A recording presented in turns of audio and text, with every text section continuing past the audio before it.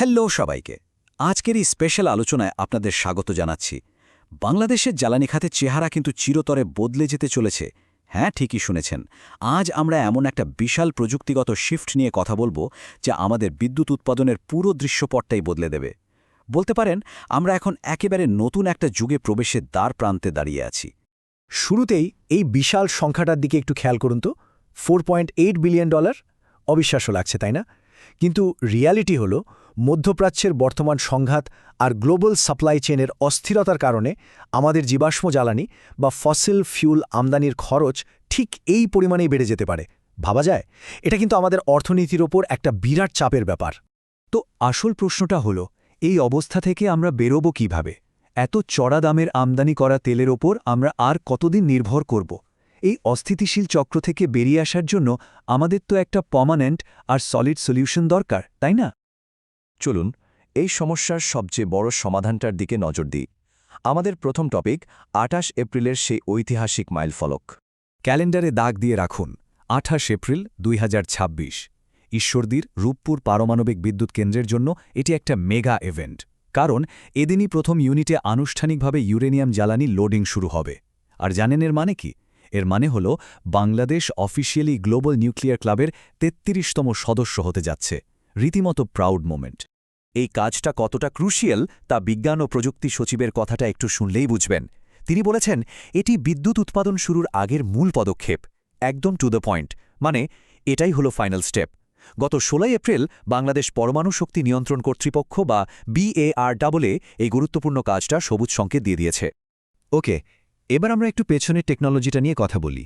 VVR-1200 রিয়্যাক্টরের ক্ষমতা আর তার নিরাপত্তা ব্যবস্থা নিয়ে। রাশিয়ার রোসাটমের সাথে মিলে তৈরি এই $12.6 বিলিয়ন মেগা প্রজেক্টে কিন্তু সে প্রযুক্তি ব্যবহার হচ্ছে না। এখানে থাকছে লেটেস্ট জেনারেশনের VVER-1200 রিয়্যাক্টর। দুটো অ্যাক্টিভ ইউনিট থাকছে, সব মিলিয়ে ২৪০০ মেগাওয়াট উৎপাদন ক্ষমতা। জাস্ট ইম্যাজিন, শুধু প্রথম ইউনিটটাই একাই ১২০০ মেগাওয়াট বিদ্যুৎ দেবে। দেশের বিশাল চাহিদার একটা বড় অংশই এখান থেকে কাভার হয়ে যাবে। এখন আপনাদের মনে নিশ্চয়ই সেফটি নিয়ে প্রশ্ন জাগছে, তাই তো? ন্যাচারাল। তবে চিন্তার কিছু নেই। যে কোনো প্রাকৃতিক দুর্যোগ বা দুর্ঘটনা ঠেকাতে এতে ৫ স্তরের একটা নিশ্ছিদ্র নিরাপত্তা বলয় আছে। একদম ভেতর থেকে শুরু করলে প্রথমে ফিউল প্যালেট, তারপর জিরকোনিয়াম অ্যালয়ের ফিউল ক্ল্যাডিং, এরপর মোটা ইস্পাতের প্রেশার ভেসেল, আর সবশেষে ডাবল রিইনফোর্সড কংক্রিটের কন্টেইনমেন্ট বিল্ডিং। মানে সুরক্ষার ক্ষেত্রে কোনো কম্প্রোমাইজ করা হয়নি। আচ্ছা, এবার সবচেয়ে ইন্টারেস্টিং পার্টে আসা যাক। ইউরেনিয়ামের আসল পাওয়ারটা ঠিক কতখানি? চলুন একটু তুলনা করে দেখি। কয়লা বা গ্যাসের তুলনায় নিউক্লিয়ার ফুয়েল কেন একটা রিয়েল গেম চেঞ্জার, সেটা বুঝতে হলে আমাদের এনার্জি ডেন্সিটি বা শক্তির ঘনত্ব ব্যাপারটা একটু বুঝতে হবে। খুব সিম্পল ভাষায়, একটা নির্দিষ্ট জায়গায় বা পদার্থে কতটা এনার্জি প্যাক করা আছে সেটাই হলো শক্তির ঘনত্ব। এই কনসেপ্টটা মাথায় রাখুন, কারণ পরের ইনফরমেশনটা আপনার মাথা ঘুরিয়ে দেবে। ধরুন, একটা নির্দিষ্ট পরিমাণ কয়লা পুড়িয়ে আপনি একটা স্কুল বাসকে মাত্র ১০ মিটার সামনে নিতে পারলেন। ঠিক আছে? এবার ঠিক একই ওজনের ইউরেনিয়াম ২৩৫ যদি ব্যবহার করেন, জানেন বাসটা কত দূর যাবে? ১৬২৫ কিলোমিটার। মানে কানাডার ভ্যাঙ্কুভার থেকে সোজা সাসকাটুন। ডিফারেন্সটা বুঝতে পারছেন? রূপপুরের এই ফুয়েল কতটা এফিশিয়েন্ট তা এই একটা উদাহরণেই একদম ক্লিয়ার। ব্যাপারটা আরও সহজ করে বলি। ধরুন, ১ কেজি ক্রুড অয়েল বা অপরিশোধিত তেল দিয়ে আপনি একটা গাড়ি ২০ কিলোমিটার চালালেন।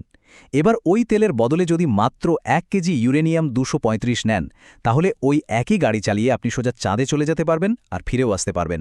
তাও একবার নয়, পরপর দুবার। জাস্ট ভাবা যায়, হিউজ পরিমাণ বিদ্যুতের জন্য আসলে কত সামান্য নিউক্লিয়ার ফুয়েল লাগে। এটা তার একটা পারফেক্ট এক্সাম্পল।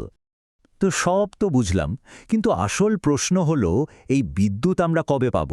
চলুন গ্রিডে যুক্ত হওয়ার টাইমলাইনটা একটু দেখে নিই। আগামী ৮ মাসের পিকচারটা কিন্তু দারুণ এক্সাইটিং। ২৮ এপ্রিল থেকে জ্বালানি লোডিং শুরু, সময় লাগবে মোটামুটি ১৫ দিন। এর পরের ১৫ দিন চলবে বিভিন্ন সিরিয়াস টেস্টিং। সব ঠিকঠাক থাকলে জুলাইয়ের শেষে বা আগস্টের দিকেই পরীক্ষামূলকভাবে অন্তত ৩০০ মেগাওয়াট বিদ্যুৎ আমাদের ন্যাশনাল গ্রিডে ঢুকে যাবে। আর এভাবে ধাপে ধাপে প্রোডাকশন বাড়িয়ে ২০২৭ সালের জানুয়ারির মধ্যেই প্রথম ইউনিট তার ফুল ক্যাপাসিটিতে চলে যাবে। ফ্যান্টাস্টিক, তাই না? এই টাইমলাইনটার মানে কিন্তু শুধু বিদ্যুৎ পাওয়া নয়, এর মানে হলো আমরা ওই যে দামি এলএনজি আর ডিজেল ইম্পোর্ট করার ফাঁদ, সেটা থেকে খুব দ্রুত বেরিয়ে আসছি। এই 2400 মেগাওয়াটের প্রজেক্ট আমাদের শুধু স্টেবল পাওয়ারই দেবে না, বরং এটা হলো লো কার্বন আর পরিবেশ বান্ধব একটা জ্বালানির স্বাধীনতা। Truly a big deal for us. সবশেষে আপনাদের জন্য একটা চিন্তার খোরাক রেখে যাই। একবার ভাবুন তো, 2400 মেগাওয়াট নিরাপদ আর কার্বনমুক্ত পারমাণবিক বিদ্যুতের এই যে বিশাল সোর্স আমাদের গ্রিডে যুক্ত হচ্ছে, এটা আমাদের পুরো দেশের অর্থনীতি আর অবকাঠামোকে আগামী দিনগুলোতে ঠিক কতটা শক্তিশালী করে তুলবে। লং টার্ম ইম্প্যাক্ট একটু ইম্যাজিন করুন। আজকের আলোচনা এখানেই শেষ করছি। এতক্ষণ সাথে থাকার জন্য অনেক অনেক ধন্যবাদ।